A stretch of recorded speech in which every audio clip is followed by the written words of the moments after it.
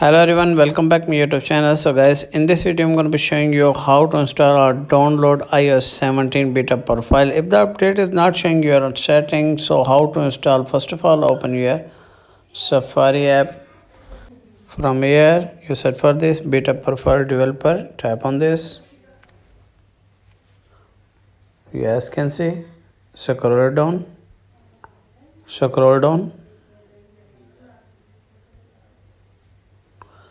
From here you guys can see iOS beta profile, iOS 16.6 beta. After 5th June you easily install iOS 17 beta profile. What you need to do is tap on install and tap on again install and tap on allow, and after that tap on close and go back your home screen and open your setting.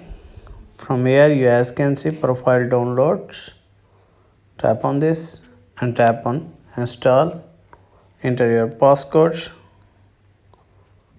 and tap on install and tap on again install and tap on not now and tap on done. That's it. If the video is helpful, then like and subscribe my channel. Thanks for watching.